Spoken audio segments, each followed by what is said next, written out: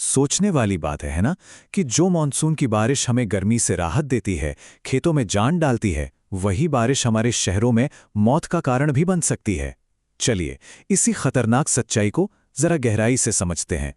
ये सवाल ये प्रशांत मिश्रा के परिवार के लिए एक ऐसी दर्दनाक हकीकत बन गया जिसके साथ उन्हें अब जीना है। और सच तो यह है कि ऐसी घटनाएं हमारे शहरों में किसी के भी साथ हो सकती हैं। ये कहानी है 26 साल के पवन कुमार की, एक फूड डिलीवरी बॉय। 9 जुलाई की रात थी। गुरुग्राम में अपना काम खत्म करके वो घर लौट रहा था। सड़कें घुटनों तक पानी में डूबी हुई थीं और तभी उसका पैर एक बिजली के खंभे से छू गया, जिसमें से एक नंगी तार निकली हुई थी। बस 1 सेकंड लगा, जोर का करंट लगा और वो वहीं गिर गया। पास के एक दुकानदार ने मदद करने की कोशिश भी की, पर अफसोस उसे भी करंट लग गया। पवन को नहीं बचाया जा सका।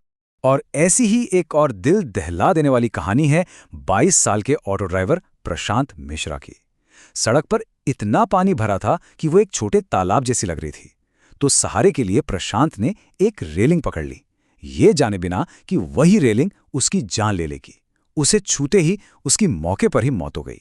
तो ये जो पवन और प्रशांत की मौत हुई, ये सिर्फ हादसे नहीं है, बिल्कुल नहीं। ये एक बहुत बड़ी एक सिस्टम से जुड़ी समस्या का नतीजा है।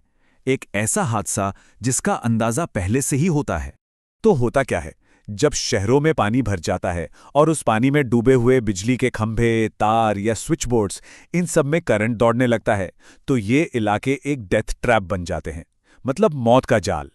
यहां पानी और बिजली मिलकर एक जानलेवा कॉम्बिनेशन बना देते हैं। और पता है ये खतरा कहाँ है? हर जगह। वो बिजली के खंभे, सड़क की स्ट्रीट लाइट्स, ढीले ढाले लटकते हुए तार, यहां तक कि बिल्डिंग्स के जो मेटल शटर होते हैं ना, वो भी पानी में डूबने पर खतरनाक हो सकते हैं। मतलब रोजमर्रा की चीजें बारिश में जानलेवा बन जाती हैं। और सबसे डराने वाली बात यही है कि ये कोई अचानक होने वाले हादसे नहीं हैं। नहीं, ये पूरी तरह से प्रिडिक्टेबल हैं। बिल्कुल सबको पता होता है कि क्या होने वाला है। ये एक जाना पहचाना चक्र है। बारिश होगी, सड़कों पर पानी भरेगा और खुले तारों की वजह से मौतें होंगी। हर साल बिल्कुल यही होता है। लेकिन इसके बावजूद कोई भी एजेंसी इसकी जिम्मेदारी लेने को तैयार नहीं होती। कोई जवाबदेही नहीं है। तो फिर सवाल उठता है, इसका उपाय क्या है? क्या कोई हल है? क्या इस जानलेवा चक्र का कोई स्थायी समाधान है? हाँ, जवाब है। और वो है भविष्य के लिए सुरक्षित शहर बनाना। आइए देखते हैं कि ये आखिर मुमकिन कैसे है। तो देखिए, समाधान के 2 बिल्कुल बुनियादी कदम हैं। पहला, हमारे जो ड्रेनेज सिस्टम्स हैं उन्हें सुधारना। और सुनिए, ये कोई नया आइडिया नहीं है। एनडीएमए ने तो 2010 में ही इसकी सिफारिश की थी, मतलब 1 दशक से भी ज्यादा पहले। दूसरा उपाय है ज्यादा से ज्यादा पेड़ लगाना, क्योंकि पेड़ जो हैं वो कुदरती तौर पर पानी सोखकर जमीन तक पहुंचाते हैं। इसका एक बहुत ही स्मार्ट तरीका है रेन गार्डन्स। अमेरिका जैसे देशों में सड़कों के किनारे इन्हें बनाया जाता है और इनकी खासियत यह है कि ये नॉर्मल लॉन के मुकाबले 30% ज्यादा पानी सोख सकते हैं। इससे क्या होता है, सड़कों पर पानी भरने की समस्या ही कम हो जाती है। और इससे भी एक एडवांस सॉल्यूशन है स्पंज सिटीज का कॉन्सेप्ट, जैसा चीन में अपनाया जा रहा है। सोचिए, ये ऐसे शहर होते हैं जिन्हें एक स्पंज की तरह डिजाइन किया जाता है।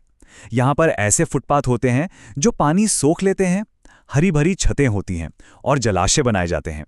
ये सब मिलकर बारिश के पानी को सोखते हैं, उसे साफ करते हैं और फिर से इस्तेमाल के लायक बनाते हैं। कमाल है ना? तो आखिर में सवाल सिर्फ ये नहीं है कि क्या हमारे शहर स्पंज सिटी बन सकते हैं। असली सवाल ये है कि हम और कितनी जाने का इंतजार करेंगे इससे पहले कि हम उन्हें बनाना शुरू करें। ये सोचने वाली बात है।